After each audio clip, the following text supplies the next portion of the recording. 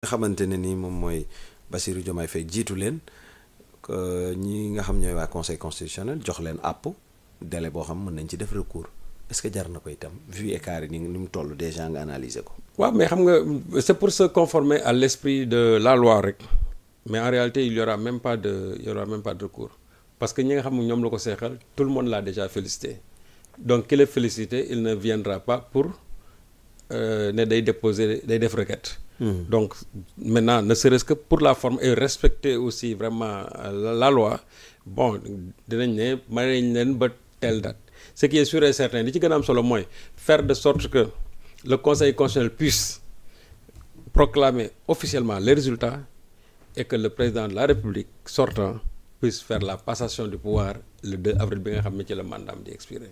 Et je crois que am na ay scénario yu bëri yoo xam ne tegoon nañ ko mais yàlla ci boppam je crois que dafa dugal loxoom ci élection yi faire de sorte que cette élection là se résume en un tour faire de sorte aussi que le président Macky Sall bi waxoon ne day dem le 2 quoi qu'il puisse arriver ba nit ñi doon wax naan mën na am benn vide est-ce que c'est pas le président de l'Assemblée bu ñu demee deuxième tour et cetera yàlla def na ba loolu lépp amul. Finalement il y a pas eu de requête il y a pas de recours et gis nañ ne le conseil constitutionnel va proclamer les résultats le vendredi su ko proclamer aussi le président de la République le 2 pourra faire la passation de service ñi nga xamante ne ñoom la Sénégalais yi fal maintenant qu'ils se mettent au travail. De toutes les façons daal en tout cas moom le président Macky Sall buy génn xam nañ ne daal Bassirou sera installé automatiquement. Absolument vide moom du fi am. vide du fi am. moo tax ñu war a ko sant yàlla nag. parce que on avait prévu vraiment tous les scénarios catastrophiques. Mais heureusement que gis nga ni élection bi demee te loolu li ko waral mooy le fait que cette élection là se résume en un seul tour. yàlla moo dugal loxoom ci élection yi mais on a tout fait pour que cette élection là ne se tienne même pas. Mais gis nga rek li sopp suñu borom. à un certain moment aussi il faut se dire que Dieu est toujours là. mais ñenn ñi dañ koy fàtte. d'accord waaw. Serigne Saliou balaa may avancer tuuti lii am na ba pare. donc fi mu toll nii li ñu dund. jombul de dinañ ko gaaw fàtte de diggante. effectivement waay waaw on a beaucoup souffert waay surtout nag 2020 jàpp 2024. waay. jàpp nañ ne weesu nañu quoi. lan lañ ci war a jàpp su ko defee loo xamante ne nii ëllëg duñ ko dundaat lan lañ ci war a. man je crois que li nar a tax loolu dootul amati te ñii fi nekk actuellement au pouvoir ñoom ñu dund ko. ndax ñoom ñoo ko dund. ñoom ñoo ko dund. moo tax te ñoom xam nañ ne loolu ñu dund lépp injustice la. et puisque ñoom dañu ñëw pour réparer injustice yooyu war nañ def des réformes de sorte que beneen Sénégalais du ko dundaat.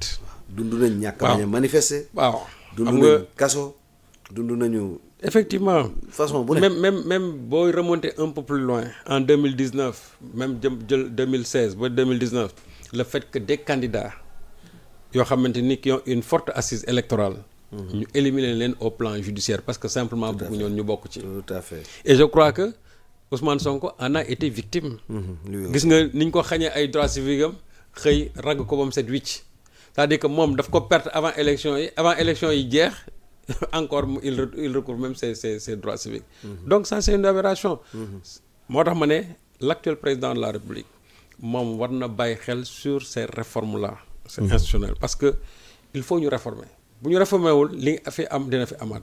et qu'on fasse de sorte que quand les gens veulent manifester qu'on les laisse quand même manifester et qu'on encadre les manifestations. waxuñu ne par exemple manifestation yëpp dañ koy autoriser mais quand même ça doit être une exception en tout cas dans une démocratie d'interdire une manifestation. Or sous le règne du président Macky Sall en tout cas de 2021 jusqu'à 2024 l'interdiction des manifestations était devenue finalement la règle de loolu je crois que c'est contradictoire même à l'esprit de la démocratie.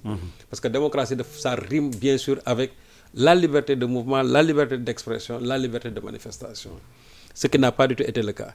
Et vous savez que li la constitution may su la ko nguur bëggee xañ nga ne da nga koy jël finalement lu muy indi confrontation entre les FDS les forces de défense et de sécurité et ñi nga xamante ne ñoom aussi ñoo bëgg a jouir de leur droit constitutionnel. Loolu moo indi les presque 60 morts yi nga xamante ne daanu nañ ci pendant les manifestations. Léegi nag je crois que loolu ñi nga xam ne actuellement ñoo nekk ci pouvoir bi war nañu ci bàyyi en tout cas tirer ay leçons def ay réformes faire de sorte que benn Sénégalais dootul dundaat li même ñi nga xamante ne ñoom ñoo nekkoon seeni adversaires ñoom sax duñu bund lool parce que am na lu mu la demee ñu dugg dans une logique vindicative nga xamante ne dañuy jàpp ne ñoom war nañ mën a fayu ak ñi nga xam ne ñoom mais loolu ça ne fait que retarder le pays. Abdoulaye dafa am lu mu am wax lu mu wax Bassirou Diomaye, il ne faut pas perdre du temps ci yenn yi, c'est-à-dire que yenn détails waaw fayonte ba et cetera. Cela ne veut pas dire que dañuy fàtte, cela veut dire que day am impunité, déedéet daf ci am ay des choses yoo xam ne nii kooku moom kenn mënul fexe ba duñ ko fayantoo ci gàttal mooy fayantoo du am mais leeral dina am. non leeral dina am, même ay daan sax boo dee am dina am. loolu mooy il faut que ça soit clair moom faaw ñu leeral ko quand même. mais pas que kii def na ma lii dama ko war a fay déedéet mais ñi nga xamante ne nag ñoom dafa am loo xam ne dañ ko def muy ay njombe yoo xamante ni que ça soit au plan financier que ça soit au plan même humain yooyu moom àla kuliyal il faut que ñu leeral ko parce que non yooyu moom jibi ne vous en faites pas yooyu moom c'est une exigence populaire gi noonu li ñuy wax naan demande sociale bii moom c'est une demande sociale te ñi nga xamante ne ñoom ñoo nekk au pouvoir bi dund ko seeni ñooñ dund ko seeni militants dund ko ñoom xam nañ ne il faudra rendre justice à tous ces gosses là qui sont tombés sur le champ du martyre. surtout boobu ñi ñàkk seen bakkan. non loolu mënul ñàkk. warul yombee nii. non mënul ñàkk ndax Sénégal dafa yomb trop. nit day ñàkk bakkanam Bassirou dans sa première voilà quoi. dans sa première adresse à la nation bon même si ce n'est pas encore officiel a parlé de la réconciliation nationale si on a besoin de ça mais la réconciliation nationale ça passe forcément par la justice. boo bëggee réconcilier il faut aussi nga teg justice nag mooy ñi nga xamante ne dañ leen a tooñoon ci loo xam ne dul dëgg ba ñenn ñi ñàkk seen bakkan ñooñu il faut quand même ñu jox leen c'est-à-dire ñu jox leen justice. d'accord waaw léegi Serigne Saliou ñu duggaat nag fi ma nekkoon. mooy ci li am na. fal nañu suñu njiital réew bu bees. muy le 5e président de la République du Sénégal son excellence monsieur Bassirou Diomaye Diakhar Faye. donc lu bëri nag ñu ngi koy xaarandi. mais balaa ñuy dem ci liñ koy xaarandeek la mu war a def ak chantier yi ndaxte émission bi tey xam naa boo moytul nanaa gudd torop Serigne Saliou mais dinaa la ko tënkal. amul problème mais fi may ñëw mooy gouvernement bu bees nu ñu koy fas yéene tabbee yan profil la ñu soxla xam naa maa ngi ñëw ci kanam tuuti ak vidéo boobu ngeen ñëw mais ci gouvernement bu bees. naka lañ ko fas ñan ñoo ko war a composer quelle place pour Ousmane Sonko déjà. waaw xam nga loolu moom je crois ça c'est la grande équation les gens se posent toujours des questions Ousmane Sonko lan moo war a nekk sa place dans le gouvernement Ousmane Sonko est-ce que du am problème ak Bassirou Diomaye et cetera. waaw parce que ñu bëri naa non. waaw mais man aussi là je dis que Sénégalais yi quand même ils exagèrent parce que ñaar ñoo xamante ni de tout temps ñoo mës a ànd di liggéey depuis les impôts et domaines bokk benn syndicat bokk benn parti politique yow nga nekk le leader ki nekk le second. ba yéen ñaar ngeen fekkante prison. yéen ñaar ngeen ànd génnaat prison. ñu dem ba créer slogan boo xam ne ñu ne Sonko mooy Diomaye Diomaye mooy Sonko. et loolu ce n'est pas au plan formel mais loolu dafa am c'est-à-dire dafa am benn profondeur. en tout cas benn sens profond. loolu lépp am ba ñoom ñu dem kii battre campagne kii jaar fii ñu dem ba am li nga xamante ni ñoom moom lañ bëggoon gagner.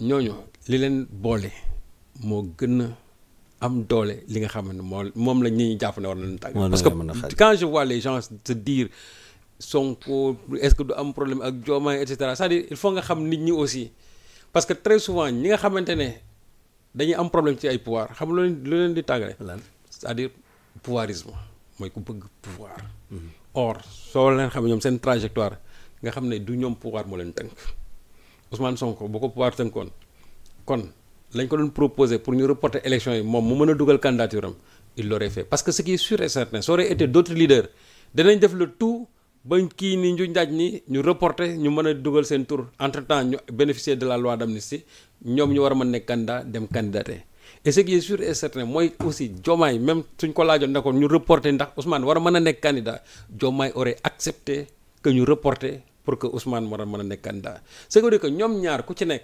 c'est-à-dire tu n'es pas pouvoir c'est-à-dire que pouvoir jiitalul la ces gens-là ils sont venus au pouvoir parce que dañu bëgg a servir le peuple ces gens ils sont venus au pouvoir parce que dañu bëgg a jëlee Sénégal ci fi mu nekk contrairement à d'autres yi nga xamante ne ñoom dañu c'est-à-dire dañu bëgg nguur xam nga ñu bëgg nguur mooy ñi nga xam ne une fois arrivé au pouvoir ils s'entourent de l'ensemble des privilèges fonds politique nga yokk say oto yokk kii ñi la wër il bénéficie en tout cas de toutes les prérogatives alors que yow xam nga ne loolu taxul ñu teg la ci nguur gi soo xoolee nag ñii fa ñu jaar jusqu'à aujourd'hui parce que jaar impôt et domaine rek ba heure bii te amoo 1 franc boo fa lekk kenn toppewu la ko kon da ngay xam ne ces gens-là ne sont pas venus au pouvoir quand même pour s'enrichir ces gens-là ne sont pas venus au pouvoir parce que tout simplement dañu bëgg luxe wala dañu bëgg leneen soo dégloo Bassirou buy wax dans toute sa naturalité nga xam ne pouvoir tëngu ko Ousmane Sonko aussi boo ko doon dégg bien avant doon wax ne moom dem ci pouvoir bi ak xëy bañ nekk ci pouvoir bi moom la yemale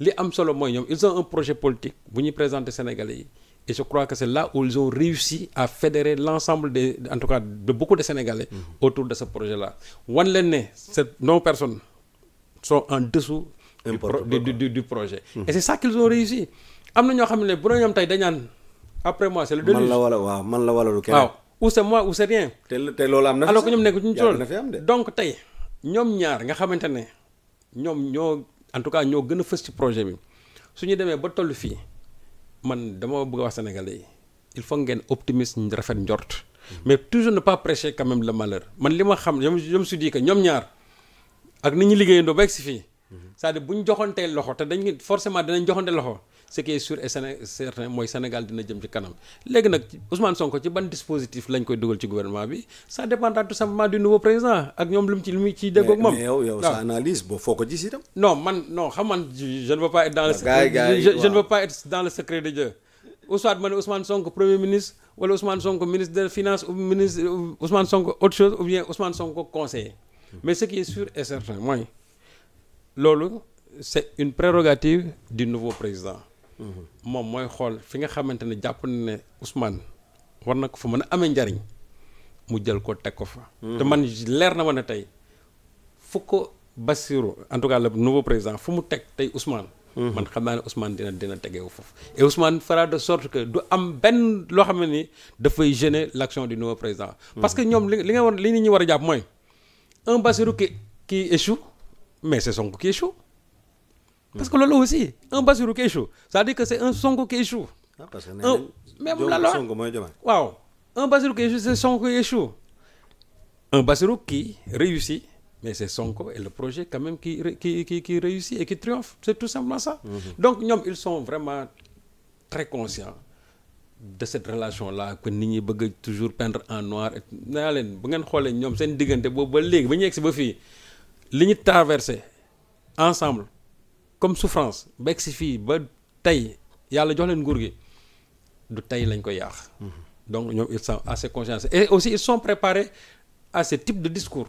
Ils sont préparés parce que ñoom aussi ils sont toujours dans l'anticipation ils sont préparés à ce type de discours mais li ma daal li ma am solo mooy y a une équipe qui est là ne nit ñi am njort bu rafet que ne ñoom ñaar danañ déggoo pour le bien du pays jusqu'à nag la preuve du contraire parce que yàlla rek moo xam aussi mais li ñu mën a jàpp daal mooy boo xoolee ñoom seen parcours ak li ñu bëgg pour réew mi jusqu'à aujourd'hui man jàpp naa ne ils vont travailler quand même pour le bien de ce pays là. c'est vrai que nag nit ñi ñu ngi mayoon vidéo bi. waaw xam naa kii c'est le président Bassirou Diomaye Faye moom dafa sañse sax. waaw macha allah. waaw ku doon wax naan président mënul sañse. bon. lii rafet na de. bien sûr mais c'est le nouveau président bien sûr c'est le nouveau président et puis aussi moom il n'a pas de. non amul problème yooyu quoi. Sénégalais mooy tardé wu ci ay solo. et je crois que c'est bien que les gens puissent déconstruire. waaw c'est-à-dire loolu. génne yooyu suñu xel quoi. gis nga ñun dañu am ay clichés yu bëri yoo xam ne. ñun moom il faut ñu dindi ko. faaw ñu dindi ko c'est-à-dire que tant que ñu ngi ciy accroché xoolee li ñu njëkk a xool mooy ndax solo nga. wala solo woo dama ne la tant que dindiwuñ ko dégluwuñ li nga am ci sa bopp te pour man loolu moo war a jiitu quand même. tant que dindiwuñ ko man na du ñu dem fenn. y a des chefs d'État qui ont réussi ça en Afrique que ñoom dafa am loo xam dañ ko déconstruire. même boo xoolee quelqu'un comme Mobutu Sese Seko. c'était un dictateur mais bi mu ñëwee li mu njëkk a dindi mooy il faut déconstruire quand même yenn mentalité coloniale bi nga xam ne moo leen toppoon boobu ba léegi. parce que loolu tant que dindiwuñ ko dafay entraver l'action du nouveau président. Et je crois que ñoom ils en sont conscients c'est des souverainistes. C'est des antisystèmes. xam naa ne yu ci bëri tey moom dina jeex ci réew mi. loolu rek loolu mooy avantage. alors waaw comme ni ñu koy gisee c'est Sonko ak Diomaye ñoo ànd ci oto bi mais bon ma bëgg ko wax mooy. ci vaste projet bi ñu proposé. daf ci am ay points yoo xamante ne ni point prioritaire laa ko mën a tuddee.